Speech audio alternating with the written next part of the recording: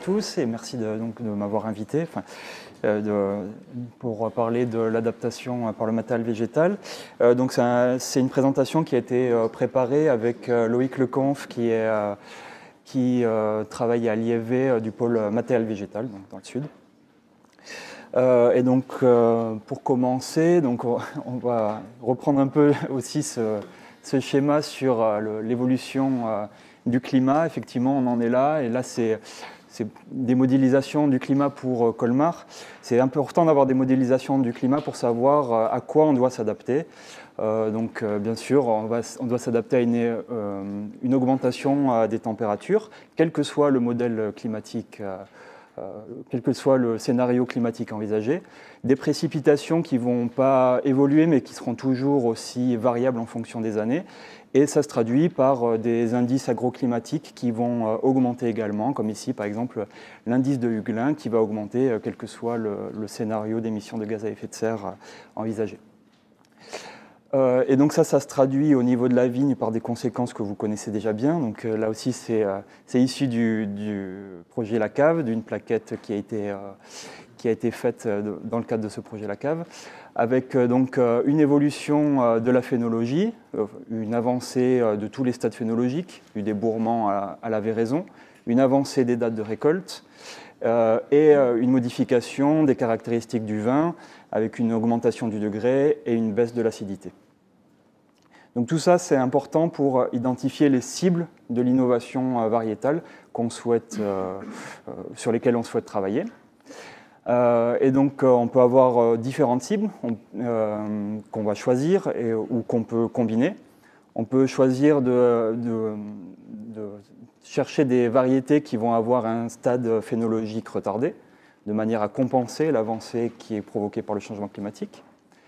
On peut choisir de travailler plutôt sur la concentration en sucre et l'acidité, puisqu'on sait qu'avec des périodes de maturation dans des conditions plus chaudes, on va avoir une augmentation du degré et une diminution de l'acidité, et même à degré identique, une acidité plus faible, une dégradation plus rapide de l'acidité. Oui. Oui. Ouais, ça marche. Ah ok, d'accord, pardon. Dernière chose, on peut travailler sur les anthocyanes, puisqu'on sait qu'avec l'augmentation des températures, on va avoir une diminution de la quantité des anthocyanes et donc de la couleur des vins à maturité identique. Et donc tout ça, il faut pouvoir s'adapter à ces conditions tout en gardant la typicité, la qualité et le rendement. Et donc le levier du matériel végétal, il est important pour s'adapter à ces nouvelles conditions.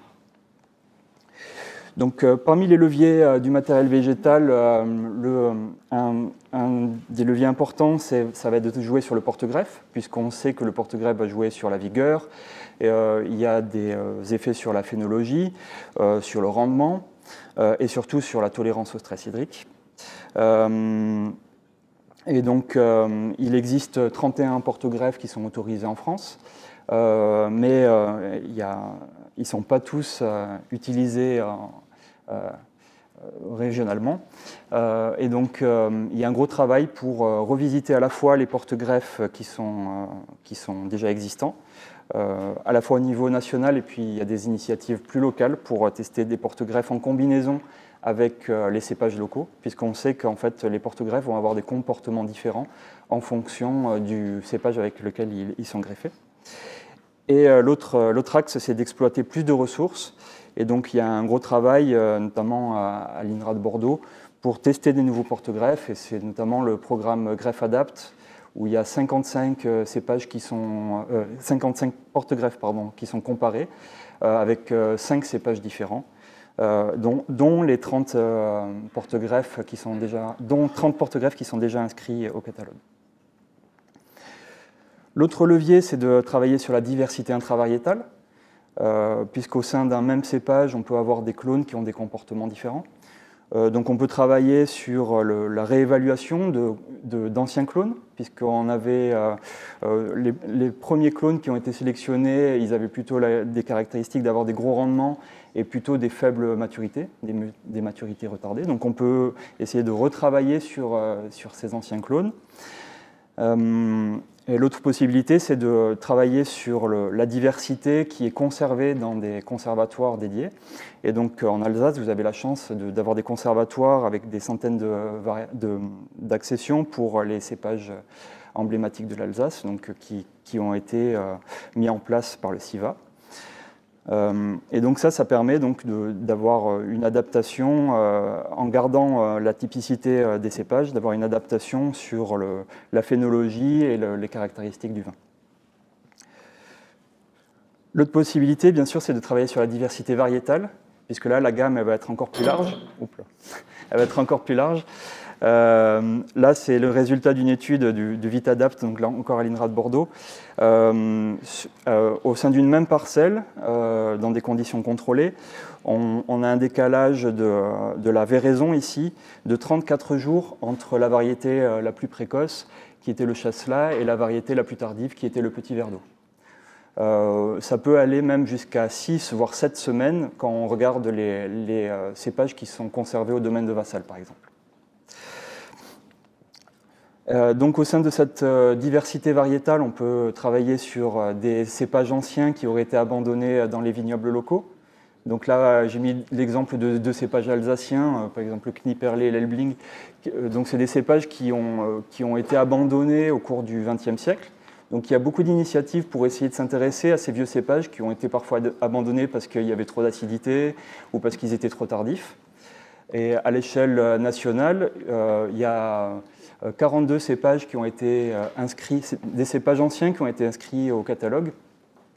Alors ce n'est pas forcément pour s'adapter au changement climatique, souvent c'est plutôt un aspect patrimonial et pour une diversification de l'encépagement. Mais il y a certains cépages qui ont aussi des intérêts vis-à-vis du changement climatique. En Savoie, par exemple, il y a le hibou noir qui a une maturité de 3e époque, donc qui est plutôt tardif pour la Savoie. Ou dans le sud-ouest, par exemple, le tardif qui porte bien son nom puisqu'il est plus tardif que les autres cépages qui sont déjà cultivés. L'autre possibilité, c'est de faire migrer les cépages plus méridionaux vers le nord. Donc, par exemple, pour l'Alsace, on peut penser à faire migrer les cépages des Côtes-du-Rhône septentrionales, puisqu'on sait que les conditions climatiques en 2050 ressembleront à celles des Côtes-du-Rhône septentrionales, voire encore plus au sud. Et pour anticiper ça, donc, il y a eu un gros travail d'inscription au catalogue français de variétés étrangères, des variétés plus méridionales. Et donc il y a eu 27 cépages qui ont été inscrits au catalogue depuis 2008, donc des cépages qui peuvent venir d'Espagne, d'Italie ou de Grèce par exemple. Donc là il y a une liste de cépages qui peuvent être intéressants vis-à-vis du changement climatique, et certains de ces cépages on les dégustera en atelier cet après-midi. Donc voilà, c'est un récapitulatif un peu des différents leviers qu'on a cités jusqu'à présent, donc les porte-greffes qui permettent des différences de maturité jusqu'à 15 jours, de phénologie jusqu'à 15 jours. Les clones qui permettent des différences de degrés jusqu'à un demi-degré, voire 1 degré, si on prend en compte l'ensemble de la diversité en général. Et les cépages étrangers qui permettent à la fois de s'adapter donc aux contraintes hydriques et des décalages de maturité, donc jusqu'à plusieurs semaines. L'autre levier, c'est de créer des nouveaux cépages, des nouvelles variétés. Et donc, en ce moment, il y a 2 enjeux principaux. C'est à la fois s'adapter au changement climatique et diminuer les traitements phytosanitaires. Alors on pourrait envisager ces 2 leviers séparément, mais ces 2 leviers en plus, ces 2 enjeux, ils sont liés en plus, puisque le changement climatique pourrait provoquer des augmentations de la pression des maladies. Et donc dans les programmes de création variétale, on joue sur les deux leviers en parallèle pour créer des nouvelles variétés qui soient à la fois adaptées au changement climatique et à la diminution des traitements phytosanitaires. Donc, parmi la création variétale, donc, il y a le programme RESDUR que vous connaissez, qui est un programme de l'INRAE avec l'IAV pour créer des nouvelles variétés résistantes au niveau national. Et donc, parmi ces variétés, dans les RESDUR 1, par exemple, il y a l'Artaban qui a un faible degré, un faible potentiel d'accumulation de sucre, et donc qui peut être adapté au changement climatique. Et parmi les RESDUR 2, il y a aussi des variétés qui ont des maturités plus tardives, de deuxième époque, voire de deuxième époque tardive pour le Cyrano.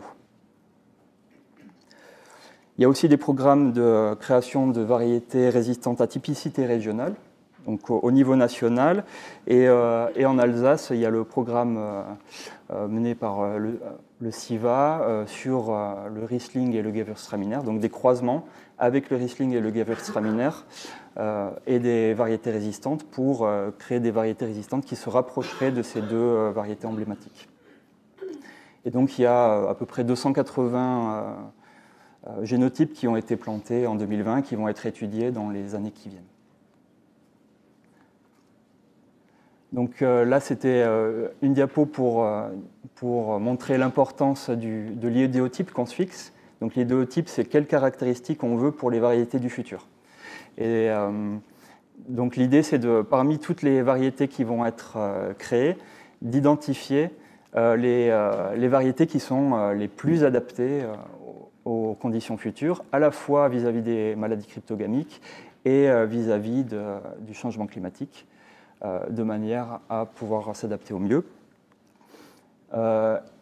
Et donc il y a un programme au niveau de l'UMT Genovigne pour créer des variétés résistantes par croisement avec des variétés étrangères, pour avoir des variétés qui soient à la fois tolérantes à la sécheresse, tardives et résistantes aux maladies cryptogamiques.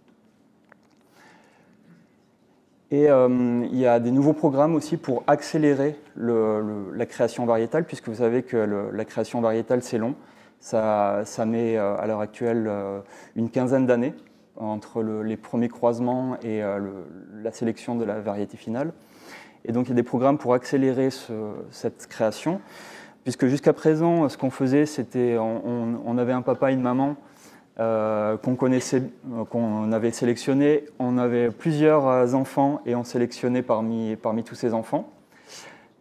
Et on regardait l'ADN des enfants parce qu'on connaît certains gènes de résistance. Donc on pouvait déjà sélectionner des enfants par la génétique. Maintenant, ce qui est fait, c'est qu'on va sélectionner déjà parmi les parents les individus qui sont les plus intéressants, de manière à réduire les individus à analyser et de façon à accélérer la sélection des individus les plus intéressants à la fin. Et donc ça, c'est un programme qui s'appelle CellGenVit, qui a débuté l'année dernière. Et donc il y a des collections avec 180 génotypes qui ont été plantés dans 3 sites, dans le sud, dans le Beaujolais, et 2 sites qui sont en Alsace. Donc l'idée, c'est à la fois améliorer la connaissance de ces variétés et identifier les gènes qui seront intéressants pour la sélection des variétés du futur. Et donc pour conclure, Loïc, en révolutionnaire, il a mis une diapo avec « Soyez réaliste, demandez l'expérimentation, même en AOC », puisque vous savez qu'il y a le programme des VIFA, des variétés d'intérêt à fin d'adaptation, donc qui permet de tester des variétés dans les cahiers des charges des appellations, à hauteur de 5% dans les cépagements et 10% dans l'assépagement du vin final, dans l'assemblage du vin final, et que depuis peu, les variétés non vinifera, donc issues de croisements entre vinifera et des variétés résistantes, seront autorisées en AOC. Et donc ça, c'est important parce que ça permettra de tester les variétés au niveau local, de manière à connaître leur comportement et aussi la typicité des vins qui seront produits.